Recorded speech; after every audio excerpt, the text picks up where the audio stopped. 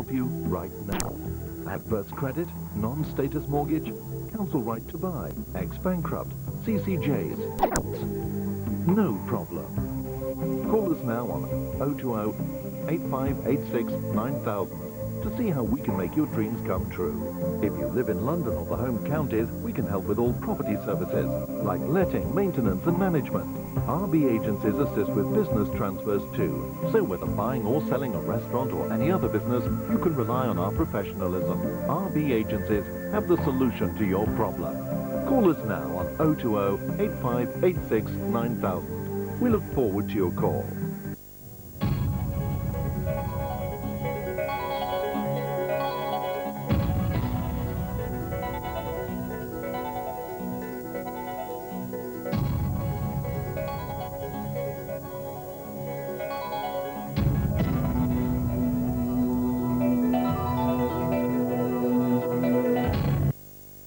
দর্শক মণ্ডলী আসসালামু আলাইকুম আমন্ত্রণ জানাচ্ছি আমাদের এই সপ্তাহের এই জনপদ অনুষ্ঠানে এবং এই জনপদে আমরা আজকে বেছে নিয়েছি অত্যন্ত গুরুত্বপূর্ণ একটি বিষয় সেটি হচ্ছে ইমিগ্রেশন আমরা গত মাসে যখন অনুষ্ঠানটি করেছিলাম আপনারা অবশ্যই জানেন আমাদের সঙ্গে একজন ব্যারিস্টার এসেছিলেন তারপরে আমরা অনেক ফোন কল পেয়েছি অনেক চিঠি পেয়েছি যে সব কথা আমরা শেষ করতে পারিনি মধ্যখানে আমাদের ছেড়ে দিতে হয়েছে সেসব নিয়ে আপনাদের অনেক প্রশ্ন রয়েছে তো আপনাদের চাহিদার কথা মনে রেখে আপনাদের ইচ্ছে পূরণের জন্য আমরা আবারও আপনাদের প্রিয় ব্যারিস্টারকে আজকে আপনাদের সামনে এনে উপস্থিত করেছি আপনারা প্রশ্ন করবেন তিনি আপনাদের প্রশ্নের জবাব দেবেন প্রিয় দর্শক মণ্ডলী তিনি আর কেউ নন তিনি হচ্ছেন ব্যারিস্টার মনোয়ার হোসেন আপনারা গত অনুষ্ঠানে ইমিগ্রেশন বিষয়ক অনুষ্ঠানে তাকে আপনারা দেখেছেন আপনাদের সঙ্গে আপনাদের বিভিন্ন প্রশ্নের তিনি জবাব দেওয়ার চেষ্টা করেছেন কতটা সফলতা অর্জন করেছেন আপনারাই বলতে পারবেন তো তিনি আজকে আমাদের স্টুডিওতে রয়েছেন আমাদের স্টুডিওতে আসবার জন্য তাকে প্রথমে আমরা জানাচ্ছি অনেক অনেক ধন্যবাদ আসসালামু আলাইকুম আমাদের স্টুডিওতে আসবার জন্য তো প্রথমে আপনার কাছে আমি একটা জিনিস জানতে চাই আপনি ব্যারিস্টার হবার পাশাপাশি হিউম্যান রাইটস ইন্টারন্যাশনাল অ্যালিয়ান্সের সঙ্গে যুক্ত রয়েছেন আপনি একটা জেনারেল সেক্রেটারি তো বর্তমান বিশ্বের হিউম্যান রাইটসকে আপনি কিভাবে দেখছেন যদিও ঠিক আজকের টপিক থেকে আমি তো অন্য সাইডে চলে গেলাম তারপর জানতে চাচ্ছি মুসলমানদের অবস্থানটা কোথায় ধন্যবাদ জেরিন এবং আমি ধন্যবাদ জানাচ্ছি যারা শ্রোতারা এখন আমাদের এই অনুষ্ঠান দেখছেন সবাইকে এটা একটা গুরুত্বপূর্ণ প্রশ্ন বর্তমান প্রেক্ষাপটে এবং এটা অবশ্যই ইমিগ্রেশন আইনের সাথেও সংযুক্ত হিউম্যান রাইটস এবং বিশ্বব্যাপী বর্তমান যে পরিস্থিতি বিরাজ করছে বিশেষ করে একটা পৃথিবী এখন একটা যুদ্ধের হুমকির সম্মুখীন যুদ্ধ বাস্তবে চলছে এবং মানসিকভাবে সবাই উদ্বিগ্ন রয়েছেন কখন যুদ্ধ বড় আকারে দেখা দিতে পারে স্বাভাবিকভাবেই যারা যুদ্ধে ক্ষতিগ্রস্ত হবেন তাদের হিউম্যান রাইটসের প্রশ্ন এবং এতে নারী শিশু বিশেষ করে যারা নিরপরাধ তারাই সবচেয়ে বেশি ক্ষতিগ্রস্ত হবেন এবং তাদের ক্ষতিগ্রস্ত করার অধিকার আমি একজন মানবতাবাদী কর্মী হিসেবে আমি মনে করি তাদের ক্ষতি করার অধিকার কারণে আন্তর্জাতিক আইন অনুযায়ী জাতিসংঘের সনদ অনুযায়ী কারো অধিকার নেই কিন্তু স্বাভাবিকভাবেই যুদ্ধ যদি লাগে তাহলে বিশ্বব্যাপী সাধারণ নিরীহ মানুষ ক্ষতিগ্রস্ত হবে বিশেষ করে যেই দেশ আক্রান্ত হবে যুদ্ধে সেই দেশেরই নারী শিশু পুরুষ নিরপরাধ সবাই ক্ষতিগ্রস্ত হবে তাদের স্বাভাবিকভাবে তাদের চিকিৎসা অন্ন বস্ত্র শিক্ষা সবকিছুই পাশাপাশি আমরা যারা রয়েছি আমরা তৃতীয় বিশ্বের অধিবাসী যারা আমাদের অর্থনীতি আমাদের সামাজিক প্রেক্ষাপট আমাদের জীবনযাত্রা সবকিছু এফেক্টেড হবে আপনি কি তা মনে করেন অবশ্যই আমরা কোনো ক্রমেই পৃথিবীর যেখানে বর্তমান প্রেক্ষাপটে যুদ্ধটা শুধুমাত্র কোনো একটা অঞ্চলে কেন্দ্রীভূত থাকবে না কারণ স্বাভাবিকভাবেই সেই যুদ্ধ অর্থনৈতিকভাবে এবং রাজনৈতিকভাবে সেটা প্রভাব বিস্তার করবে এফেক্ট করবে পৃথিবীর অন্যান্য অংশকে এবং মধ্যপ্রাচ্যে যুদ্ধ হলেও আপনারা অতীতেও দেখেছেন শেয়ার বাজারে উন্নত দেশের শেয়ার বাজারে তার প্রভাব ঘটেছে এবং এমনকি বাংলাদেশের মতো অর্থনীতি ভারত পাকিস্তান আমরা অনেক দূরে তাদের চেয়েও কিন্তু আমাদের অর্থনীতিতেও তার অনেক এফেক্ট হয় তো কাজেই সেটা হবে এবং আমি মানবতাবাদী কর্মী হিসাবে আমি সবসময় মনে করি আপনাদের মতো আমি একজন যুদ্ধবিরোধী কর্মী আর আপনার কাছে আরেকটা প্রশ্ন আমি যেটি করতে যাচ্ছি অ্যাসাইলাম সিকারের বিষয় অ্যাসাইলাম সিক কোড আজকাল তো দেখতে আপনি নিশ্চয়ই পেপার পত্রিকার সঙ্গে দেখছেন যে কারা কারা সালাম চাচ্ছে এবং তারা যে কতটা কমিয়ে আনবার চেষ্টা করছে, কিন্তু দুজনে আসলাম সিকারদের সংখ্যা দিন দিন বেড়েই চলছে। তারা চেষ্টা করছে হাফ আনতে, কিন্তু হাফ তো দূরের কথা, তারা নাকি কমাতেই পারছে না। তো এরপরেও সাম্প্রতিককালে তাদের চেষ্টার পরে দেখলাম একটি অ্যাসালাম সিকারের কেসের বিষয়ে গভর্নমেন্ট হেরে গেছে। আপনি কি আমাদের এই বিষয়টা একটু খুলে বলবেন? দেখুন, অ্যাসাইলাম সিকারদের কেসের ব্যাপারে প্রতিনিয়তই মামলা হচ্ছে, হাইকোর্টে হচ্ছে, আপিল, কোর্ট অফ অ্যাপিলে হচ্ছে। সরকার কোনো কোনো ক্ষেত্রে দেখা যায় ট্রাইব্যুনালে হেরে যাওয়ার পর উচ্চতর আদালতে আবার হাইকোর্টে কিংবা কোর্ট অফ অ্যাপিলে যায় জি আপিল করার জন্য। জি যেহেতু আমরা আমাদের ক্লায়েন্টের জন্য জয়যুক্ত হয়েছি, জি অথবা আমাদের ক্লায়েন্ট যদি হেরে যায়, আমরাও কেসের যদি মেরিট থাকে তাহলে আমরা আপিল নিয়ে কোর্ট অফ অ্যাপিল অথবা হাইকোর্টে, যেখানে যখন প্রয়োজন মতো আমরা যাই। সেক্ষেত্রে সরকার অনেক মামলায় হেরে যায় এবং আদালত এই অর্ডার দেয় যে হ্যাঁ, তার অ্যাসাইলাম, তার রিফিউজি স্ট্যাটাস পাওয়ার যোগ্যতা আছে। এবং সরকার, secretary of state for the home department wrong এই ক্ষেত্রে, এবং নিম্নতর কোর্ট রং এই ক্ষেত্রে, সেখানে আইনগত বিষয় থাকে। জি রিসেন্টলি যে মামলাটা হয়েছে সেটা কিন্তু হয়েছে একটু অন্য ধরনের। আপনারা জানেন যে একটা আইন পাশ করানো হয়েছে, যারা আসার সাথে সাথেই অ্যাসাইলাম প্রার্থনা করবে না, রাজনৈতিক আশ্রয় প্রার্থনা করবে না, তাদেরকে কোনো ধরনের বেনিফিট দেওয়া হবে না। তাদেরকে কোনো ধরনের অর্থনৈতিক সুযোগ সুবিধা, অ্যাকোমোডেশন, বাসস্থান কিংবা তাদের জন্য যে খরচের যে অর্থ, কিছুই দেওয়া হবে না। মৌলিক চাহিদা পূরণের জন্য যেগুলো দেওয়া হতো কিছুই দেওয়া হবে না। এখন সেই ক্ষেত্রে কয়েকজন অ্যাসাইলাম সিকার, যাদেরকে এমনকি রাত কাটাতে হয়েছে রাস্তায়, যারা অনাহারে কয়েকটা দিন পর্যন্ত কাটিয়েছেন, সম্পূর্ণ অমানবিক সেটা। এবং সেক্ষেত্রে এটা একটা টেস্ট কেস হিসাবে সরকারের এই আইনের বিরুদ্ধে সেটা হাইকোর্টে মামলা হয়েছে। সেখানে জাস্টিস কলিন্স সেই রায় দিয়েছেন এবং সেই রায় সরকারের বিরুদ্ধে গিয়েছে। সরকার সেই মামলা হেরে গেছেন। কিন্তু এখন হোম সেক্রেটারি ডেভিড ব্ল্যাঙ্কেট বলছেন যে তিনি আপিল করবেন। আপিলের রাইট তাদের আছে, কিন্তু হাইকোর্ট সরাসরি বলেছে যে এই ধরনের আইন, এটা মানবিক যে মানবতাবাদী যে আইনগুলো রয়েছে, বিশেষ করে হিউম্যান রাইটস অ্যাক্ট 1998, যেটা European convention of human rights এর আলোকে এই দেশে বাস্তবায়ন করা হয়েছে, যেটা 2000 সালের অক্টোবর মাস থেকে যেটা কার্যকর করা হয়েছে এই দেশেও। সেই আইনের আলোকে হাইকোর্ট তার রায় দিয়েছে যে নতুন যে আইনটা হয়েছে সেটা কনসিস্টেন্ট না, সামঞ্জস্যপূর্ণ না মানবিক যে ইউরোপিয়ান যে মানবিক আইনগুলো আছে তার সাথে। ওকে, আমি বুঝতে পেরেছি। কিন্তু আপনি ইদানিং যে দেখছি আমরা যে ইমিগ্রেশন ইসের ব্যাপারে অ্যাসাইলাম সিকারদের সংখ্যা কমিয়ে আনা হবে এবং পৃথিবীর বেশ কিছু দেশকে তারা ব্ল্যাকলিস্টেড করেছে, যেমন বাংলাদেশকে ব্ল্যাকলিস্টেড করেছে আমেরিকা, যদি ব্রিটেনে আমরা এটা এখনো দেখিনি। কিন্তু আপনার কি মনে হয় এই কারণে আমরা প্রভাবিত হব? আমরা বাংলাদেশিরা যারা রয়েছে তারা কি প্রভাবিত হব কোনো কারণে? ওয়েল, ব্ল্যাকলিস্টেড করেছে মার্কিন যুক্তরাষ্ট্রে, সেক্ষেত্রে যুক্তরাজ্যে এখনো ব্ল্যাকলিস্টেড করা হয়নি সেইভাবে। তবে যেগুলি ফার্স্ট ট্র্যাক কান্ট্রি হিসেবে যাদের রাখা হয়েছে, যারা আসার সাথে সাথে অ্যাসাইলাম সিক করতে হবে, 7টা দেশের নাম ছিল, সেখানে আরো কয়েকটা দেশের নাম যুক্ত করা হচ্ছে। David blanket, secretary of state for the home department, উনি ইতিমধ্যেই একটা ঘোষণা দিয়েছেন যে আরো কয়েকটা দেশকে উনি চিন্তা ভাবনা করছেন এতে অন্তর্ভুক্ত করার জন্য। তারা আসার সাথে সাথে অ্যাসাইলাম সিক করতে হবে এবং অ্যাসাইলাম সিক করার পর তাদেরকে ডিটেইন করা হবে। এবং ডিটেইন করার পর ডিটেনশনটা হচ্ছে তাদেরকে আটক রাখা হবে। তাদের জন্য আলাদা ডিটেনশন সেন্টার থাকবে, সেখানে অন্যান্য সুযোগ সুবিধা অবশ্য তাদের জন্য রয়েছে, থাকা খাবার এগুলো তো অবশ্যই রয়েছে। সেই ডিটেনশন সেন্টার অফ কোর্স এটা সর্ট অফ কারাবাস। এটা মানে হি ইজ নট ফ্রি। এটা হ্যাঁ, ফ্রি না, সে বাইরে যেতে পারবে না। 7 দিনের মধ্যে তার যে অ্যাসাইলাম কেসটা সেটা সিদ্ধান্ত দেওয়া হবে এবং সেই সিদ্ধান্ত যদি বিপরীত কিছু হয়, অর্থাৎ নেগেটিভ হয়, তাহলে অ্যাসাইলাম সিকারকে চলে যেতে হবে। চলে গিয়ে আচ্ছা মনে করুন লিথুয়ানিয়া থেকে আসছেন জি আর কিংবা লাটভিয়া থেকে আসছেন, এইসব দেশগুলো অন্তর্ভুক্ত। জি আম, কিংবা যুগোস্লাভিয়া আছে সেখানে। জি আফ্রিকান কোন দেশ থেকে না, এগুলো কয়েকটা দেশ আছে। জি ওদেরকে যারা ওইসব দেশ থেকে আসছেন, ওইসব দেশের যারা নাগরিক, তাদেরকে ওই দেশে ফিরে গিয়ে আপিল করতে হবে। এখান থেকে এটা খুবই কঠিন ব্যাপার, আচ্ছা অন্য দেশে গিয়ে আপিল করা।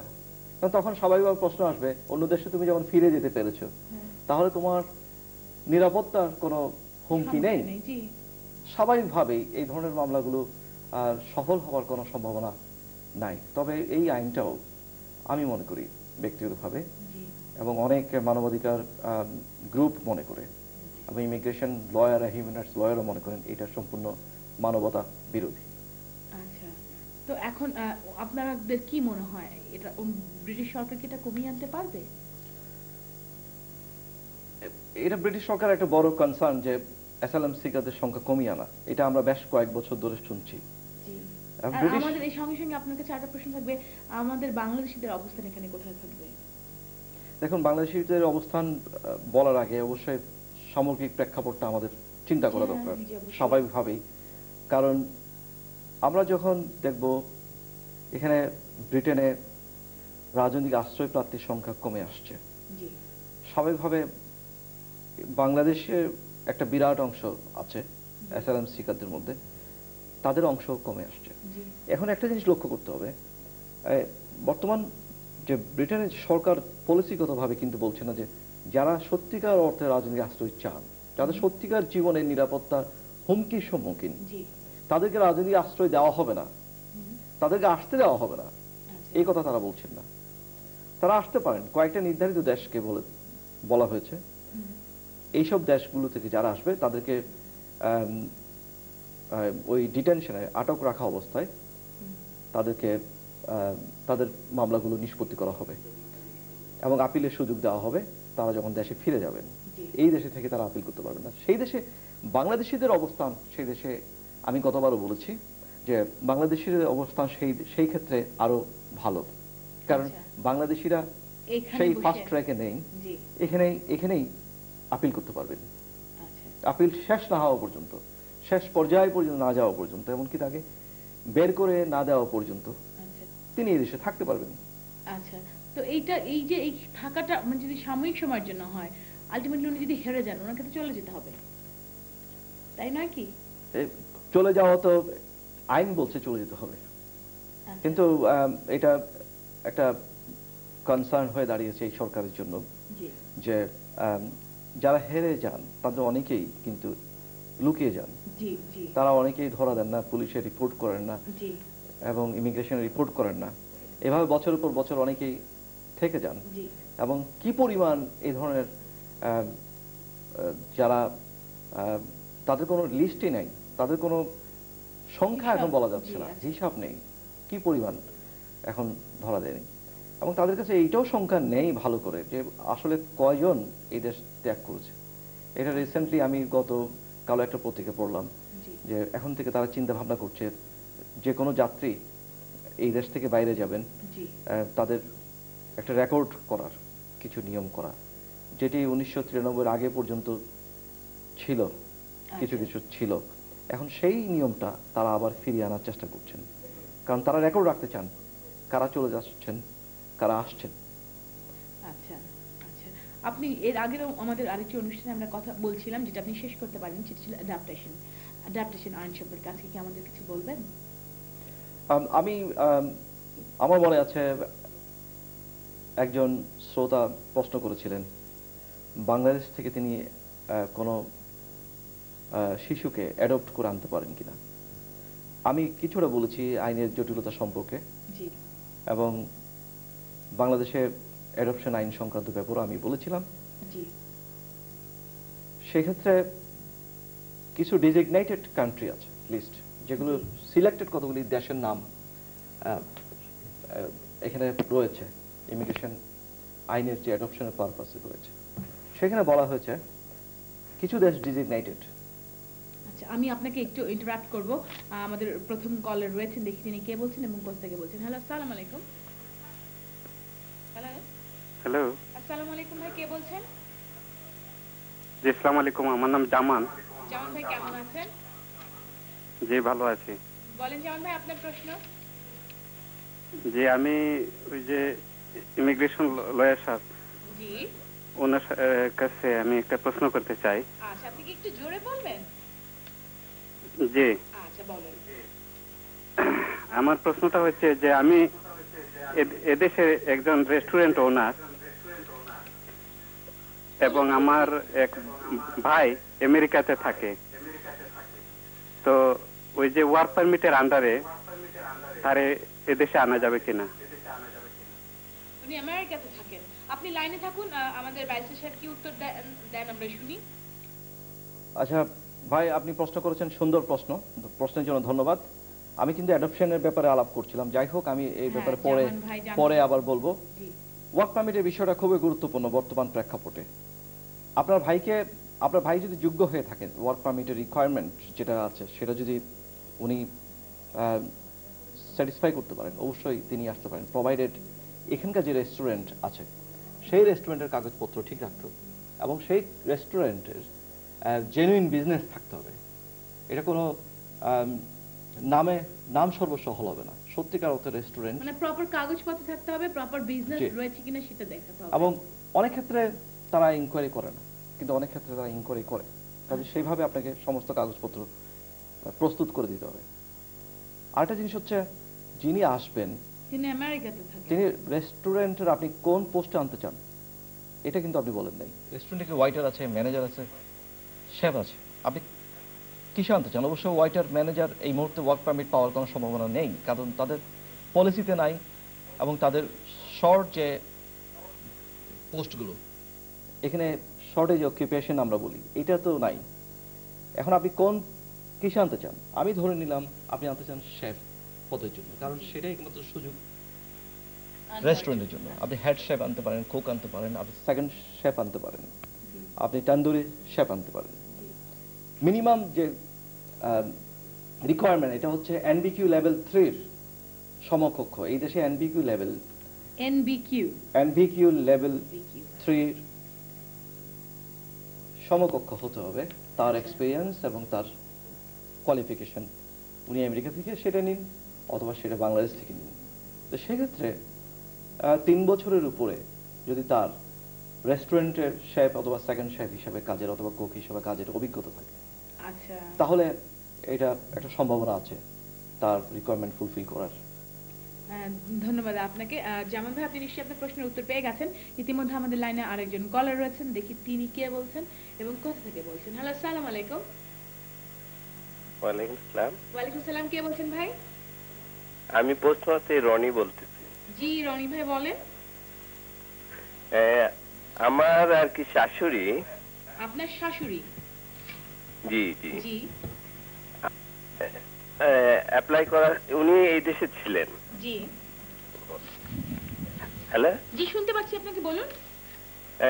উনি এই দেশে ছিলেন, কিন্তু আর কি উনি দেশে চলে গেছিলেন, উনি আর ব্রিটিশ পাসপোর্ট করেন নাই। আচ্ছা, উনার 2টা ছেলে 2টা মেয়ে, আর এই দেশে হচ্ছে আর 2টা বাংলাদেশে হচ্ছে আর কি। জি আর এখন ওরা সবাই ব্রিটিশ, কিন্তু উনি মেন্টালি হয়ে গেছেন আর কি, কিছু অসুস্থ। আচ্ছা, এখন উনার পাসপোর্ট হয়ে গেছে, পাসপোর্ট এক্সপায়ার হয়ে গেছে। এখন উনার মেয়ে করছিল অ্যাপ্লাই উনার জন্য আর কি, কিন্তু এটা আর হয় নাই, ওই আপিলে দিয়ে দিছে। আচ্ছা, এখন ওই উনার মেয়ে একটা কাজ ছেড়ে দিচ্ছে। এখন কি করা যায় আর কি, উনার জন্য কিরকম অ্যাপ্লাই? উনার বলা হয় নাই যে উনি যে মেন্টালি কোনো অসুস্থ, এটাই যে আর কি ওরা প্রশ্ন করছিল, এটাই উনি কোনো ঠিক উত্তর দিতে পারেন নাই, এইটা আপিলে দিয়ে দিচ্ছে। এখন কি করা আমাদের? আচ্ছা, আপনি লাইনে থাকুন, লাইনে থাকুন। এখানে একটা বিষয় আমার জানা দরকার, আপনার শাশুড়ি উনি এই দেশে কতদিন ছিলেন আগে যখন এসেছিলেন এবং কিভাবে উনি এসেছিলেন? এবং ওনার হাজবেন্ড নিয়ে আসছিলেন। ওনার হাজবেন্ড নিয়ে এসেছিলেন? জি, উনি জি। কত বছর ছিলেন? উনি 5-6 বছর ছিলেন, কিন্তু আর কি ওনার সিটিজেনশিপ উনি হাজবেন্ডে করেন নাই। কিন্তু ওনার কি ইনডেফিনিট লিভ টু রিমেইন ছিল? না এটা ছিল না, উনি চলে যেতেন আর কি। হ্যাঁ, ওটা হওয়ার আগে উনি চলে গিয়েছেন। এখন ওনার এইখানে দেখুন জিনিসটা কিন্তু কোনো অ্যাবস্ট্রাক্ট ওয়াইতে কোনো চিন্তা করলে হবে না, বিমুক্তভাবে চিন্তা করলে হবে না। এখানে অনেক কিছুই জানার আছে, কারণ ওনার মেয়েরা নিশ্চয়ই বড় হয়েছেন যারা স্পন্সর করছেন, এবং উনি আপনার শাশুড়ির ব্যাপারে অন্য আইন এখানে চলে আসতে পারে, সেখানে কিছু জটিলতা আছে, এই জন্য কিন্তু ডিটেলস আলাপ করা দরকার আছে।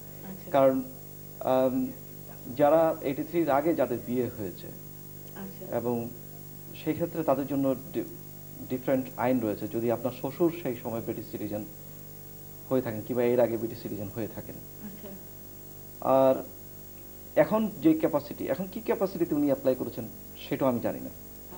উনি কি ভিজিট করার জন্য শুধুমাত্র অ্যাপ্লাই করেছেন?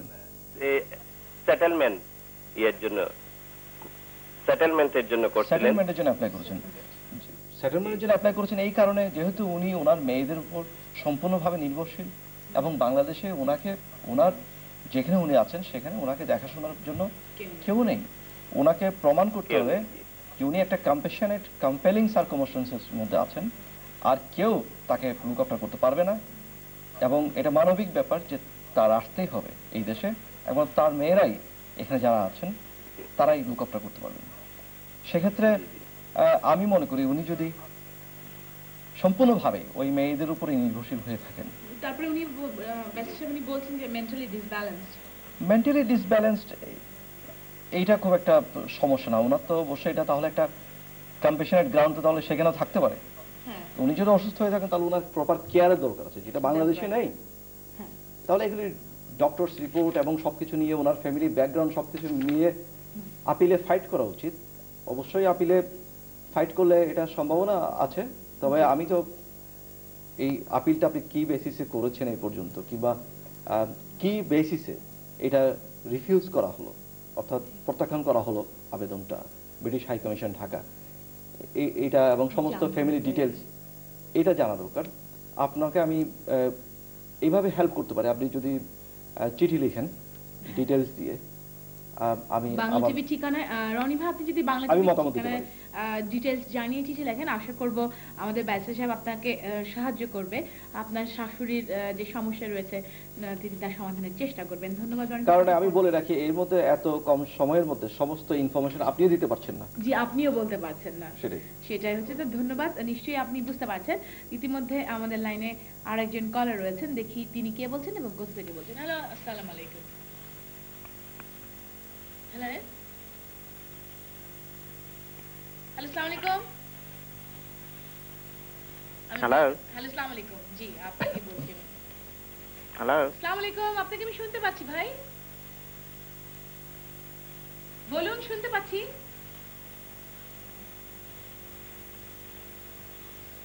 উনি হারিয়ে গেছেন, অথবা উনি বুঝতে পারছেন না আমি ওনার সাথে কথা বলছি, দুটোর একটা হবে। ধন্যবাদ আপনাকে ফোন করবার জন্য। আশা করবো আপনি আবারও লাইনে আসবেন এবং আপনার প্রশ্ন আমাদের ব্যারিস্টারকে জানাবেন। আপনি কথা বলছেন অ্যাডপশন আইন ল সম্পর্কে। ধন্যবাদ। আমিও চেয়েছিলাম আসলে আমি ফিরে আসার জন্য সেই প্রসঙ্গে, কারণ কতগুলি ডিজিগনেটেড কান্ট্রির লিস্ট রয়েছে যেখান থেকে অ্যাডপশন কোর্ট অর্ডার কিংবা সেখানকার যে প্রসিডিওরে সেই সব দেশে যেসব অ্যাডপশন হয়ে থাকে সেগুলো অ্যাকসেপ্ট করা হয়। আর তারপর অনেক ফর্মালিটিস রয়েছে, কিন্তু বাংলাদেশ সেই ডেজিগনেটেড কান্ট্রিগুলোর মধ্যে নেই। এবং সেই ক্ষেত্রে বাংলাদেশ থেকে কাউকে আনার আগে তাকে অনেক প্রসিডিওর ফলো করতে হবে, এবং এক পর্যায়ে এখান থেকে কোর্টের অর্ডারও নিতে হবে। এমনকি কোনো কোনো সময় তারা কোর্টের অর্ডার ছাড়াও অ্যাডপশন যাকে অ্যাডপ্ট করবেন তাকে আসার জন্য অ্যান্টি ক্লিয়ারেন্স দেয়, যদি ব্রিটিশ হাই কমিশনকে আপনি স্যাটিসফাই করতে পারেন যে কোর্টও তার ইতিবাচক তার পক্ষে অ্যাডপশন অর্ডার দেবে। এবং হোম স্টাডি রিপোর্ট থেকে শুরু করে অনেক কিছুই নিতে হয়। এইটাও কিন্তু অনেক ব্যাপার আছে, লেটার অফ অথরিটি আনতে হয়, যারা অ্যাডপশন দিতে চান যাদের সন্তান তাদের কনসেন্ট আছে এখানে দেখতে হয়। তারা যদি বেঁচে না থাকেন তাহলে যেখানে আছে যারা লুক আফটার করছে তাদের কাছ থেকেও সম্মতিপত্র আনতে হবে, এবং সেখানকার বিভিন্ন ধরনের হেলথ রিপোর্ট এবং অন্যান্য কিছু নিতে হয় বাচ্চার উপর, এবং এই দেশ থেকেও সেটা নিতে হয়। এই দেশে যেই ফ্যামিলি আনবে, অ্যাডপ্ট করবে, সেই ফ্যামিলির সম্পর্ক ব্যাকগ্রাউন্ড দিয়ে সোশ্যাল সার্ভিস থেকে রিপোর্ট দিতে হয় এবং সেটা হোম স্টাডি রিপোর্ট বলা হয়। এই সব কিছু পজিটিভ হলে যদি দেখা যায় যে খুব লাইকলিহুড, যে খুব সম্ভাবনা আছে কোর্ট অর্ডারটা পজিটিভ হবে, তাকে অ্যাডপশন করতে দেওয়া হবে এই ফ্যামিলিকে, ওই নির্দিষ্ট শিশুকে আনার জন্য, তাহলে এন্ট্রি ক্লিয়ারেন্স দেওয়া হয়। তবে বেশিরভাগ ক্ষেত্রেই এন্ট্রি ক্লিয়ারেন্সের আগেই তারা যে জিনিসটা জানতে চায় যে এই দেশে বাংলাদেশ থেকে যখন আনতে চান কিংবা পাকিস্তান থেকে যখন আনতে চান কিংবা ভারত থেকে যখন আনতে চান, আপনাকে এই দেশ থেকে কোর্ট অর্ডার নিয়েছেন কিনা, সব কোর্টে আপনার অ্যাডপশন অর্ডারটা প্রসিডিংটা হয়েছে কিনা। এটা খুবই কিন্তু জটিল ব্যাপার, যেটার জন্য আপনার প্রফেশনাল অ্যাসিস্ট্যান্স দরকার। ধন্যবাদ। ইতিমধ্যে আমাদের লাইনে আরেকজন কলার রয়েছে, দেখি তিনি কে বলছেন এবং কোথা থেকে বলছেন। হ্যালো, আসসালামু আলাইকুম। নাজমা, আপনি লাইনে রয়েছেন, আপনি কথা বলুন। হ্যালো, আসসালামু আলাইকুম নাজমা। Assalamualaikum. ওয়ালাইকুম সালাম। I'm your gentleman or Matharmani. Of course, you can. Okay, it's about this new law we've heard. It's like, I've got a brother in prison and he's received a letter about an immigration that, if after he's finished his sentence here, he has to go back home, like back to Bangladesh. কোন আইনের কথা আপনি বলছেন? Is that the new law? Well, that is not the new law. I think your brother has been convicted, isn't it? Did he receive Yes, any? he has. So he committed some sort of offense, criminal offense, and he was sent to the prison. Is that correct? Yeah, that's correct. Okay. So I don't know what is his immigration status. If he has got settled status, then the scenario could be different. If he has got British citizenship, then the scenario will be different. So I need to know. Yeah, he about has it. got a British citizenship, and he's not Bangladeshi. He was British born. He's British born. British born, but has he got British citizenship? Has he got? British citizenship. He's British here. Yeah, he has. Yeah. He has got British citizenship, of course. Now the point is, I don't know whether he has got his relatives, all relatives, parents, sister, brothers, siblings are settled in this country, and what he intends to do, his close relations with the United Kingdom, all we need to assess. Then, of course, priority will be to, I think, to appeal against the decision for deportation ordered by the Secretary of State. And there is a time limit, I think, you can appeal. Your brother can appeal. Your brother can instruct someone. And but as far as I understand, unless his British citizenship has been taken away, a British citizen No, will he's be deported. British born, so there's no way they can take away his British citizenship. So, but why are you saying, I don't understand, why are you saying that they want to It's send him back? because he received a letter from the immigration office that after his sentence, that it could be possible that he could go back to Bangladesh. Well, they might have done mistake here. So you need professional advice from a barrister or solicitor. So what do Lawyer? we do about it? Well, you need advice. You need to show it to the lawyer who understands this issue. Yeah. You need to see a lawyer as soon as possible. As soon as possible. Okay. With that letter, please. Yeah. Okay, thank you Nazma. এটা কেন বললেন যে একজন ব্রিটিশকে, সে তো British, by born he is a British, তাকে কেন শাস্তি ভোগ করবার পরে আরেক দেশে পাঠিয়ে দিবে? আরেক দেশে এখানে দেখুন, যে ব্রিটিশ সিটিজেন জি এবং যে এখানে বর্ন হয়েছে, জি, তাকে পাঠানোর কোনো কারণ আমি দেখছি না। সেটা তো কোনো দ্যাটস ফাইন, deportation। সে তো এখানকার সিটিজেন। কিন্তু এখানে সিটিজেন হলেও যদি তার জন্ম অন্য জায়গায় হয়ে থাকে, জি, তাহলে সেক্রেটারি অফ স্টেটের ডিসক্রিপশন রয়েছে to take away that citizenship, এবং সিটিজেনশিপ নিয়ে নেওয়ার পর জি, তাকে ডিপোর্ট করতে পারে। তো ডিপোর্ট করাটা অসম্ভব কিছু না, তবে ডিপোর্টেশনের এগেনস্টে আপিলের রাইট রয়েছে। তবে যিনি কলার, ওনার সমস্ত ইনফরমেশন আমার সামনে নেই, জি, কিন্তু আমি বিশ্বাস করি যে ইনফরমেশন উনি দিয়েছেন সেই বেসিসে জি, তাকে ডিপোর্ট করার কোনো কারণ আমি দেখতে পাই না। জি, যত হ্যাঁ। সিরিয়াস অফেন্স উনি কমিট করুক না কেন, জি, কারণ সে তো শাস্তি ভোগ করছেন। উনি এই দেশে জন্ম নিয়েছেন জি। এবং ব্রিটিশ সিটিজেন। জি, আমি কোনো কারণ দেখছি না এটা হয়তো কোনো মিস্টেক করেছে অথবা কেউ রং অ্যাডভাইস দিয়েছে। দিয়েছে, আচ্ছা। এবং আরেকটা কথা আমি এই প্রসঙ্গে বলে রাখি, জি। খুব ইম্পর্টেন্ট ব্যাপার এই সাথে, কারণ ক্রিমিনাল ম্যাটার্স আসছে, ইমিগ্রেশন ম্যাটার্সের পাশাপাশি জি জি আমি যেহেতু একজন প্র্যাকটিসিং ব্যারিস্টার, আমি আপনাদেরকে একটা